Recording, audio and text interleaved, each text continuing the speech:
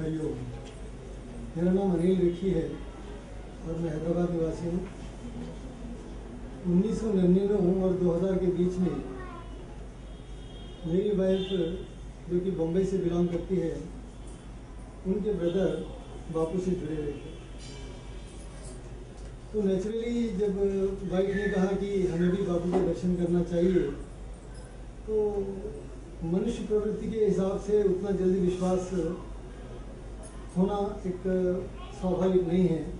तो मैंने हाँ कर दी, मगर उतना मतलब मन में निष्ठा आई नहीं।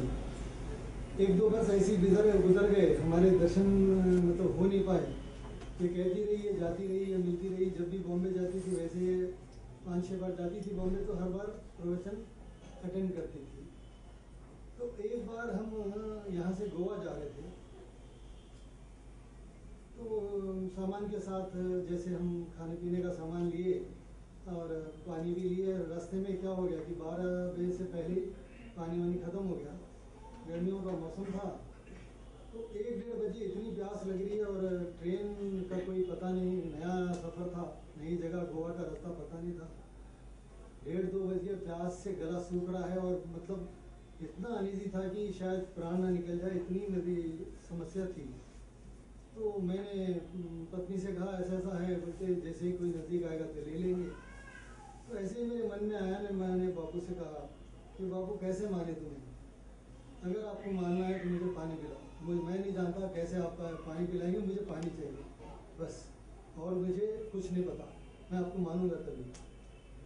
आप मानेंगे 10 मिनट के बाद, पता नहीं वो स्टेशन था या नहीं था, मगर एकदम अंधेरा, एक दिया जैसा जल रहा था स्टेशन पे। गाड़ी कुछ समय के लिए रुकी, नंगे पैर में उतर गया नीचे। कोई कुछ नहीं है, कहीं भी कुछ नहीं है। थोड़ा सा दूर देखता हूँ तो एक बुजुर्ग हाथ में एक बॉटल ऐसा लेके खड़े हैं। मैं समझ में नहीं आया क्या बात है। मैं नज़दीक गया, ना उन्होंने कुछ कहा, बॉटल आगे की। मैंने 50 का नोट दिया, वो चिल्लर पहले से रेडी रखे थे, मैंने लिया और मैं पलट के जैसी ट्रेन चलने लगी दौड़ के आया। और एक स्वाभाविक है कि इंसान फिर पलट के देखता है कि ये किसने मुझे पानी दिया, मगर कोई व्यक्ति वहाँ नहीं मिला। मैं हैरान हो गया, मुझे विश्वास नहीं हुआ कि ये बॉटल, और बॉटल पे कोई नाम नहीं है। आज तक ऐसा भी कभी पानी मिला नहीं कि जिस पर कोई लेबल ही ना हो। हाथ में देखा चिल्लर, तो चिल्लर नहीं है। मैंने चिल्लर लिया था, मुझे याद है, वही 50 का नोट पड़ा हुआ है हाथ में। मैं दंग रह गया जब मुझे विश्वास करना ही पड़ा।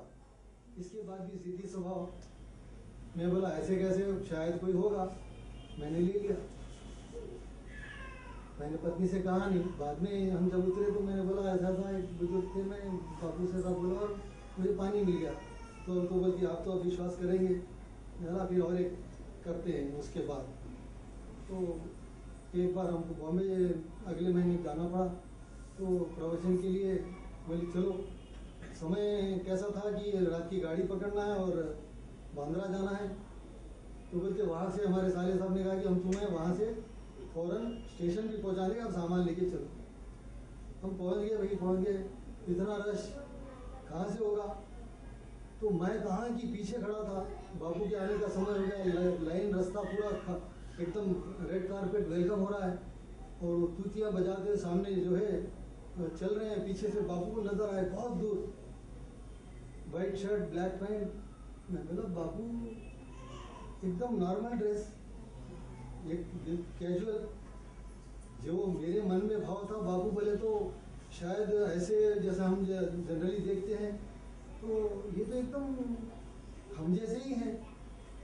तो फिर अचानक सुमिता कपूर जो मेरी साली की मतलब साली थी, वो उठा के सामने खड़ा कर डाली कि ये हाथ में आप पुष्प लो और चरणों में अर्पण करो।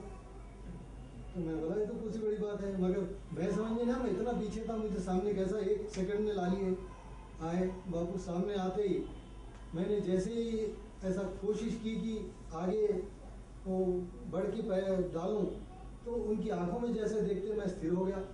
मेरा मूवमेंट ही खत्म हो गया, हाथ के फूल वैसे ही रह गए। मैं बोला ये क्या हो गया। जैसे बापू आगे निकल गए तो मुझे ऐसा लगा कि मैं, जब मेरा थोड़ा सा मतलब जो ब्रेक था वो टूट गया, जब तो मैं बस मेरा वो अब कोई और परीक्षा का मेरा रह ही नहीं गया, मेरा तो बाल टूट गया। मन में जो विचार आ रहे बापू के प्रवचन में आंसर मिलते जा रहे। जो क्वेश्चन या मेरे मन में आया और इमीडिएट उसका आंसर मिलता गया है। बस उसके बाद तो मेरा जीवन समझो बापू के चरणों में है। दिन रात बापू का प्रवचन, बापू का नाम। और एक बार एक छोटा सा मैं अपना अनुभव बताता हूँ कि 2010 में मेरे 35 साल का बिजनेस 1 महीने के अंदर टोटल स्मैश हो गया। 55 से 60 लाख का नुकसान हो गया। दुकान थी उन बिक गई, रोड पे आ गया एकदम। ऐसी समस्या हुई कि पत्नी कमाती थी, वो गवर्नमेंट सर्वेंट थी, उसको घर चलने लगा। मैं तो परेशान हो गया, क्या करूं। अचानक बापू के चरणों में रोज वैसे हम राम नाम लिखते थे।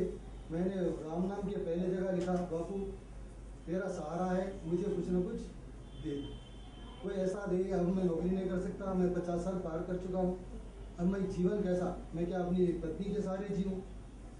दूसरे दिन सवेरे मुझे क्या आता है कि जो 6-7 साल से तू लोगों को फ्री में ट्रीट करता था एक्यूप्रेशर से, वो काम कर। वो काम करने के लिए मुझे चंडीगढ़ जाना पड़ता और वहाँ के लिए 10,000 रुपये की आवश्यकता थी। पुराना LML स्कूटर था जिसका भाव सिर्फ 3 से 4 हज़ार था मार्केट में। मैंने एक जगह फ़ोन किया और 2 साल पहले पूछता था मेरे को, अनिल भाई तुम्हारा ही चाहिए स्कूटर। मैंने फ़ोन किया, वही तुमको चाहिए कि स्कूटर में आज शाम तक निकाल रहा हूँ। बोलते 10,000 रुपये मैंने कोट किए।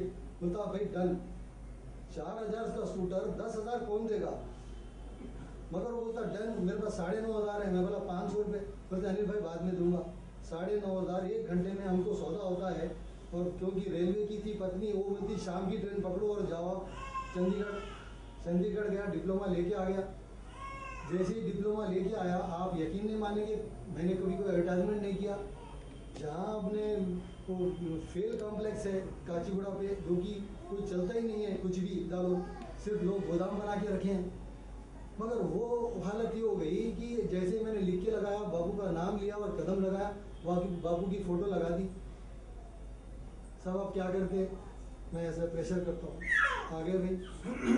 जो जिसको हाथ लगाओ, बापू का नाम लेके हाथ लगाया, वो ठीक होता गया।